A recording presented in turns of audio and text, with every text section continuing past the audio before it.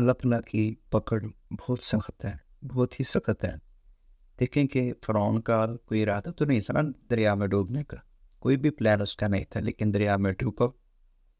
اور جو نمرود تھا اس کا کوئی پلان نہیں تھا، مطلب اس کا تو بلکہ اور حکومت کرنے تھا کئی سال، مطلب اس کا لمبا پلان تھا، لیکن ایک مچھر کی وجہ سے وہ اس کی موت ہوئی۔ اور جو ہٹلر، اس کے تو اور بھی خطرناک ارادے تھے، لیکن کیا ہوا کہ جناب اس نے خودکشی کی، اپنے آپ ہی مطلب خود کو تباہ ختم کر لیا۔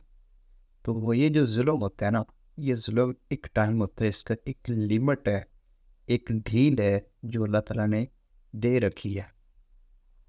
جب ہم اس ڈھیل کا جو وقت ہو جاتا ہے نا، جب ہم لمٹ کراس کر جاتے ہیں، حد سے پڑ جاتے ہیں، بارڈر لائن کراس کر جاتے ہیں، اس کے بعد کیا ہوتا ہے؟ پھر فائرنگ ہی ہوتی ہے۔ جب بھی ہم بارڈر کراس کریں گے نا، تو اس کے بعد جب ہلہ گلا ہی ہوگا جناب، بمبر یا فائرنگ ہی ہوتی ہے۔ اس طرح سے جب آپ اللہ تعالیٰ کی دی ہوئی ڈھیل جاتا ہے نا، جب اس کو ہم آگے اور کراس کر جاتے ہیں نا، تو پھر رسی کھینچ لی جاتی ہے۔ جب رسی کھینچ لی جاتی ہے نا، تو پھر کیا ہوتا ہے؟ پھر بس ہم منہ کے بل گرتا ہے۔ تو اللہ تعالیٰ کی پکڑ بہت سخت ہے، بہت سخت ہے۔ اللہ تعالیٰ ظالموں کو ڈھیل دے رہا ہوتا ہے، ڈھیل دے رہا ہوتا ہے، لیکن ظالم یہ سمجھتے ہیں کہ بس ہمیں تو بس مل گیا، ہم نے تو جناب حکومت کرنی ہے، فلاں کرنی ہے۔ یزید کا کیا ارادہ تھا؟ یزید کے تو بڑے لمبے لمبے ارادے تھے نا، لیکن کیا ہو ٹھیک حضرت امام حسین کربلا کے بعد 3 سال بعد وہ عبرت ناک موت اس کو بھی لین، تو اس کو بہت بڑا تھا۔ مطلب اللہ تعالیٰ نے ظالم کو ڈھیل دیا ہے، لیکن اس کے بعد جب اس کی رسی کھینچ لی گئی ہے نا، تو پھر وہ منہ کے بل گرا ہے۔ تو پھر کیا ہوا؟ دنیا اس کی برباد، قبر میں اس کے برے اشر، آخرت اس کی برباد۔ تو اس طرح سے اتنا ظلم نہ کریں کہ کل کو آپ پہ بھی یہ ظلم ہو سکتا ہے، آپ کی اولاد پہ بھی ہو سکتا ہے۔ قبر میں جو ہوگا وہ تو پھر کیا پتہ نہیں کتنا ہی خطرناک ہوگا۔ اس کے بعد جب آخرت میں ہمیں سزا ملے، پتہ نہیں اس سے بھی کتنی بڑھ کر وہ قبر سے کتنی بڑھ کر وہ جناب سخت سزا ہوگی۔ تو اتنا ظلم نہ کریں کہ ہم برداشت نہ کر سکیں، پھر ہم رسوائی کے سوا ہمارے پاس کچھ بھی نہ ہو۔ کچھ لوگ یہ کہتے ہیں، مطلب ہم دردیاں جتاتے ہیں، ہم دردیاں جتانے کی بہت کوشش کر رہے ہوتے ہیں، مطلب بڑے لوگوں کے سامنے تو وہ جناب حاجی بنے ہوتے ہیں، بہت اچھا ان کا مطلب کریکٹر ہوتا ہے، ان کا بہت اچھا رویہ ہوتا ہے، لیکن ایک غریب آدمی کے ساتھ ان کا کریکٹر ہوتا ہے وہ بھی لو ہو جاتا ہے، ان کا جو رویہ ہوتا ہے وہ بھی لو ہو جاتا ہے، ان کا بلڈ پریشر بھی ہائی ہو جاتا ہے، ان کی شوگر بھی ہائی ہو جاتی ہے جناب۔ پھر غصے کے علاوہ ان کے پاس کچھ الفاظ ہی نہیں ہوتے جناب، گالیوں کے سوا ان کے زبان کوئی اور الفاظ ادا ہی نہیں کر پاتی۔ ظلم اس طرح سے بھی نہ کریں کہ بعد میں آپ یا آپ کی اولاد برداشت نہ کر سکے۔ ظلم کی ایک ظلم تو ظلم ہے نا یار، ظلم تو ظلم ہے۔ تو یہ اگر ہم آج کسی پہ کریں گے، کل کو ہمارے ساتھ بھی ہوگا، ہماری اولاد پہ بھی ہو سکتا ہے، لیکن اس کے بعد ہماری قبر ہے، اس میں تو ہمارے ساتھ پتہ نہیں کیا کیا معاملات ہوں گے، آخرت میں کیا کیا معاملات ہوں گے ہمارے ساتھ۔ ہمارے اللہ تعالیٰ بھی ناراض ہے، ہمارے نبی پاک بھی ہم پہ ناراض۔ تو جب جس کا اللہ ہی ناراض ہو گیا اس سے، اور امام الانبیاء صلی اللہ علیہ وسلم وہ ہی ناراض ہو گئے، تو پھر ہم نے دنیا میں آنے کا کیا مقصد پایا؟ کیا حاصل کیا ہم نے دنیا میں آ کر؟ کچھ حاصل ہوا ہمیں؟ میں تو کہتا ہوں کچھ بھی اس بندے کو حاصل نہیں ہوا جس سے اللہ اور اس کا رسول صلی اللہ علیہ وسلم ناراض ہو گئے۔ کچھ نہیں حاصل ہوا اس کو، وہ نکما جاہل رہ گیا۔ تو اگر آپ کو اللہ نے طاقت دی ہے، اللہ چاہے تو چھین بھی سکتا ہے، کردار ہے اس کے بعد، ہر چیز پر وہ قادر ہے، لیکن سوچ دیکھ یار، دیکھ کہ اس نے تجھے کتنی ڈھیل دی ہے۔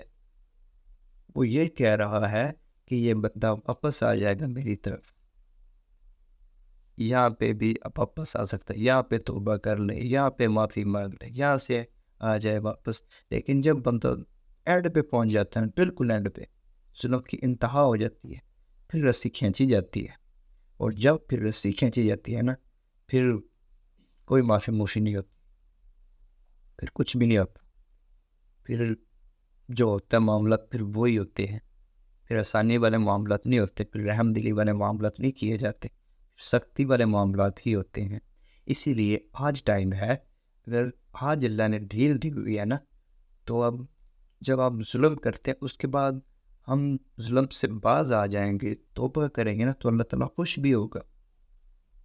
اور یہ جو آپ کہتے ہیں نا کہ میں مطلب میرے ڈر کی وجہ سے لوگ مجھ سے ڈر رہے ہیں، اس کی وجہ سے میری حکومت ہے، ان لوگوں پہ قبضہ جمایا رکھا ہے، لیکن حقیقت جانیں، آپ اللہ کی طرف آ جائیں، آپ معافی مانگ لیں اللہ تعالیٰ سے، آپ توبہ کر لیں، حقیقت کر لیں، آپ کا قبضہ، آپ کا رتبہ مزید لوگوں پہ بڑھ جائے گا۔ پہلے لوگ آپ کے ظلم کی وجہ سے آپ کی عزت کرتے تھے، آپ کے ڈر کی وجہ سے، لیکن جب آپ اللہ کی طرف آ جائیں گے، توبہ کریں گے، معافی مانگیں گے، نیک بن جائیں گے، تو پھر لوگوں کے دل میں احتراماً، دل میں خود بخود اللہ کی طرف سے آپ کا احترام ان کے دل میں آ جائے گا، آپ کو وہی عزت ملے گی، وہی مرتبہ ہوگا آپ کا۔ لیکن آپ پھر لوگوں کے دل جیت لوگے، پھر جو لوگ آپ کے ساتھ کھڑے ہوں گے وہ حقیقی ہوں گے۔ اکثر دیکھو ہوگا، آپ نے سنا ہوگا کہ فلاں بادشاہ کو یا فلاں وزیر کو یا فلاں بدماش کو اس کے دوست نے مروا دیا، قتل کروا دیا، اس کے نوکر نے قتل کروا دیا، اس کے غلام نے قتل کروا دیا۔ اچھا، کیوں قتل کروا دیا؟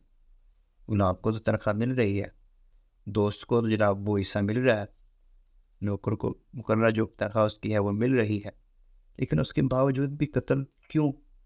پتہ ہے کیوں؟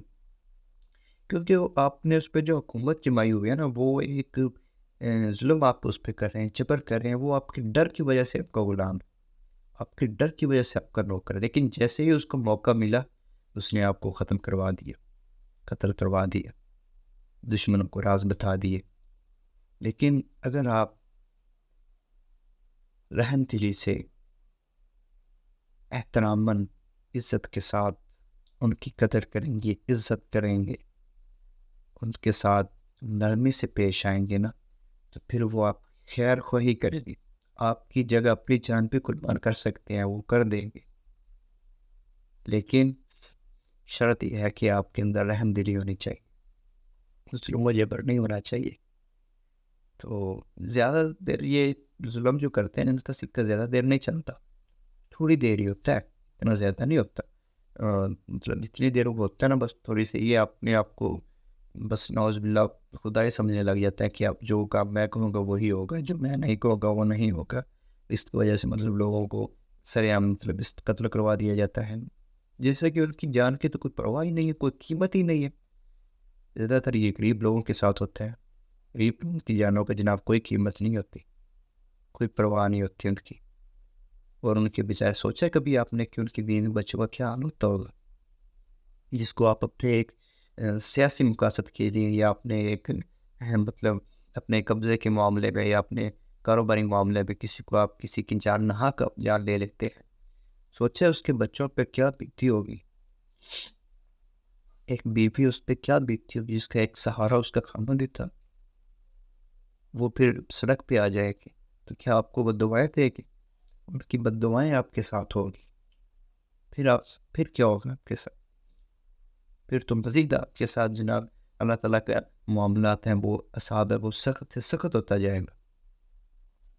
تو اس لیے میں گزارش کرتا ہوں آپ سے، جو ہو گیا سب ہو گیا، اللہ تعالیٰ نے وعدہ کیا ہے کہ میں معاف کروں گا، تو انشاءاللہ وہ معاف کرے گا، وہ وعدے کبھی بھی وعدے کے خلاف نہیں کرتا، خلاف ورزی نہیں کرتا، جو وعدہ کرتا ہے وہ انشاءاللہ وہ الحمدللہ الحمدللہ الحمدللہ وہ پورا کرتا ہے۔ تو آج گزارش ہے کہ بس کر دیں، جو ہو گیا سو ہو گیا، بہت ظلم ہو گیا، بہت غریبوں پہ ظلم ڈھا دیا ہم نے، اب نہیں، آج کے بعد نہیں، اللہ تعالیٰ سے معافی مانگے، توبہ کریں اور سچی توبہ کریں۔ جب آپ سچی توبہ کرتے ہیں نا تو فرشتے ایک دوسرے کو پیغام دیتے ہیں کہ آج ایک بندے نے، اللہ کے بندے نے توبہ کی ہے، سچی توبہ کی ہے، خوشخبریاں دیتے ہیں ایک دوسرے کو۔ دیکھیں ہماری توبہ، ہماری انسانوں کی خوش فرشتے ہو رہے ہیں، تو جس نے جو 70 ماہ سے زیادہ پیار کرتے ہیں وہ کتنا خوش ہوگا، کتنا خوش ہو رہا ہوگا ہماری ایک توبہ کی وجہ سے۔ پھر یہ بھی یہ ہے حدیث پاک میں ہے کہ جب ایک نوجوان توبہ کرتا ہے تو مشرق سے مغرب تک کی قبرستانوں سے جناب ایک عذاب ہٹا لیا جاتا ہے، اور 40 دن تک عذاب ہٹا لیا جاتا ہے۔ کتنا انعام ہے یار ہماری توبہ پہ، توبہ ہم کر رہے ہیں لیکن مشرق سے مغرب تک اتنے بھی قبرستان میں مسلمان دفن ہیں، عذاب ان کا ختم ہو گیا۔ تو یار کتنا فائدہ نہیں ہماری وجہ سے، ہم ایک بندے نے توبہ کی تو اتنا فائدہ ہو گیا. تو پلیز سچی دل سے توبہ کریں، اللہ تعالیٰ کی طرف واپس لوٹ آئیں اور معافی مانگے، اور یقین جانے پھر آپ کے رتبے مزید اور بڑھ جائیں گے. اللہ تعالیٰ تو وہ رحیم ہے، وہ تو کریم ہے، جو ارحم الراحمین ہے، رحم کرنے، وہ غنی بھی ہے، بہت غنی ہے. وہ تو ہر کام کرنے پہ قادر ہے. تو اگر اس نے رسی کھینچ لی تو پھر منہ کے بل گرنے سے بہتر ہے کہ آج خود بخود واپس آ جائیں، ان سے معافی مانگے، سجدے میں رو رو کر دعائیں کریں. یقین جانیں جب آپ ان کی رسی کھینچ کے بغیر ان کے پاس ٹوٹ کر آئیں گے نا، تو وہ بہت خوش ہوگا، بہت خوش ہوگا، اور ہمیں بہت نوازے گا. ہماری دنیا بھی بن جائے گی، ہماری آخرت بھی بن جائے گی، اور کل کو ہم امام الانبیاء صلی اللہ علیہ وسلم جو ہماری خاطر رو پڑیں گے، ان کو ہم منہ دکھانے کے قابل بھی ہوں گے. تو اس طرح سے نہ کریں کہ ہم ان کو منہ دکھا کو نہ دکھا سکیں.